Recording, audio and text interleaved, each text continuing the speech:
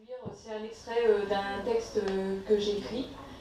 Donc c'est plus, plus un recueil de nouvelles, mais c'est des nouvelles qui se suivent comme des épisodes en fait. Comme, un peu comme vous regarderez un dessin animé quoi. Bon, c'est pas tout mignon parce que comment on va parler d'animaux en fait qui vivent après l'apocalypse. Donc c'est vraiment quand le monde il est dénué de tout être humain et puis la nature elle a repris ses droits, la magie aussi du coup qui s'est libérée de la technologie. C'était pendant le Covid. Et ben c'est inspiré parce que comment justement les humains ont été exterminés par une pandémie. Et donc du coup là je vais vous lire un extrait d'un de mes épisodes, donc la dragonne des pins comme les arbres. Et alors déjà, une question. Est-ce que vous savez ce que c'est qu'un jackalope?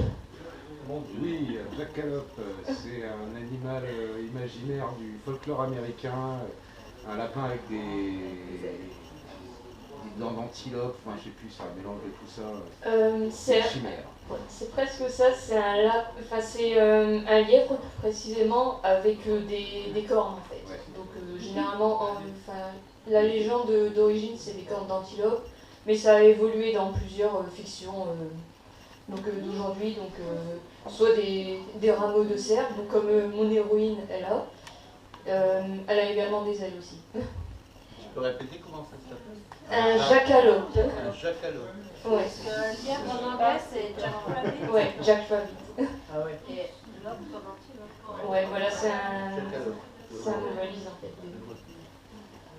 Et donc, je résume vite fait le début.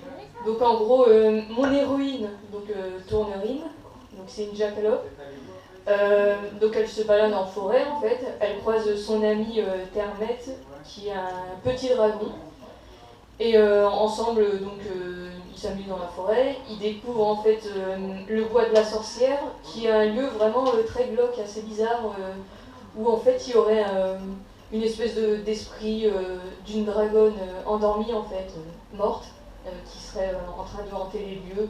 Donc les pins en fait, il y a de la sève qui s'écoule de partout, tout ça. Donc c'est assez bizarre en fait. Donc là je vais vous citer un peu. Je vais vous réciter donc un passage.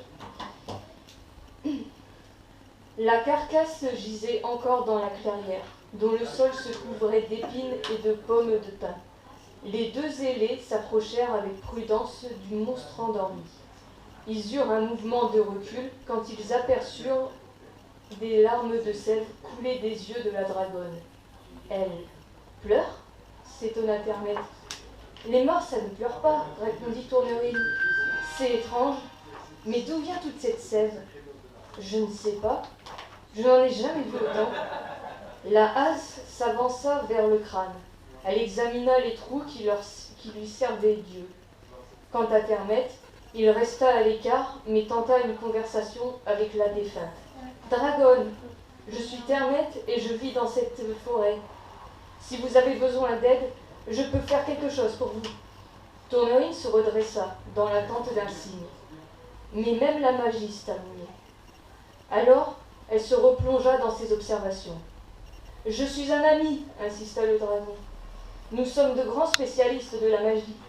Aujourd'hui, elle est plus puissante que jamais. » Il s'assit et pencha la tête, intrigué. « C'est bizarre, fit-il remarquer. Est-ce qu'elle nous comprend au moins ?» Tournerine tendit le cou dans un de ses orifices. Une odeur d'humidité et un léger courant d'air chatouillèrent ses narines.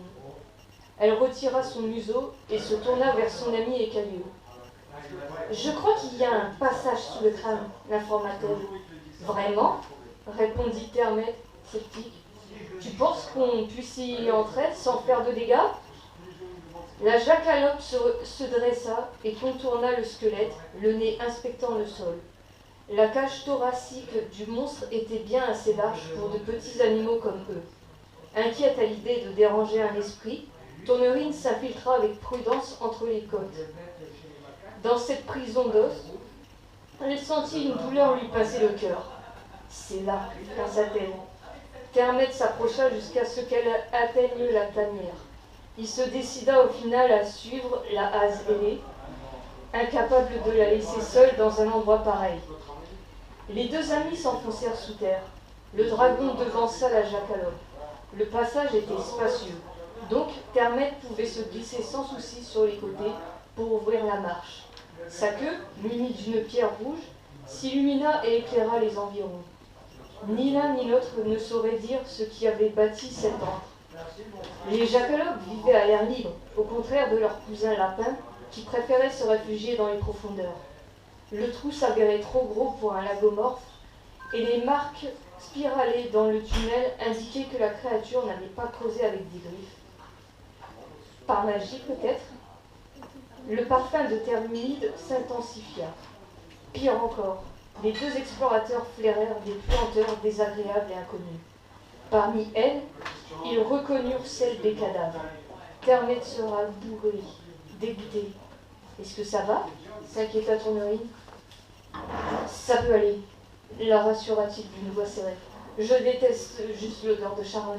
Ça me monte à la gorge. Écoute, si tu veux rebrousser chemin, il n'y a pas de souci. Je ne veux pas te laisser seule ici. Comme tu veux, mais sache que je ne t'y force pas. Ça ne te fait pas peur? Moi? Si. » Les deux amis échangèrent ces paroles dans un murmure, comme pour ne pas réveiller une créature ensommeillée. L'imagination de Tournerine se déchaînait, malgré sa contenance. Peut-être trouverait-il un monstre allongé sur un tas d'eau, ou des cadavres d'animaux en tout genre, qu'ils soient prédateurs ou proies. Quant aux autres odeurs, la jackalope se concentra sur sa mémoire pour les identifier. La puanteur secoua son estomac, mais pas autant que celui de Termet. Végétarien, le dragon rouge se débattait contre de mauvais souvenirs, ceux d'une époque où le sang coulait entre ses troncs. Les oreilles de Tournerine se redressèrent. L'une des senteurs lui rappela la ville, un vestige du monde humain. Son ami Tikin l'avait déjà mené dans des lieux les plus sales, où les hommes avaient jeté leurs déchets, des résidus qui vivaient encore des années après la suprématie. Serait-il possible que d'autres soient enterrés ici? Oh! S'écria Termet, choqué. Son cri percuta les parois. Tournerine sursauta et s'enfonça dans le tunnel qui s'élargissait. Les deux ailés s'avancèrent jusqu'à rencontrer un gouffre, et dans ce gouffre se trouvait un cauchemar d'immondices. Diverses puanteurs jaillirent sur les explorateurs. Leur estomac se noua et leurs poils se hérissèrent d'horreur. Un limon noirâtre bouillonnait au fond d'un cratère, comme si plusieurs créatures se débattaient contre une force maléfique. Des os de toute taille se mouvaient à la surface pour ensuite être de nouveau dévorés. Des bulles se formaient et éclataient, tantôt à force de trop gonfler, tantôt à cause de membres inconnus qui se tendaient vers les deux amis. La boue se composait de toutes sortes de fluides que Tournerine perçut comme du sang, des organes liquéfiés et des déjections d'animaux. Une puissante odeur de pourriture lui fit tourner la tête. À ses côtés, Termet recula avec horreur pour renvoyer son repas. Il n'allait pas rester plus longtemps face à cette chose. Mais qu'est-ce que c'était que ça? La masse explosa comme un geyser. Sans plus attendre, les deux amis se ruèrent vers la sortie. Secoués d'effroi, ils réalisèrent que le limon les poursuivait.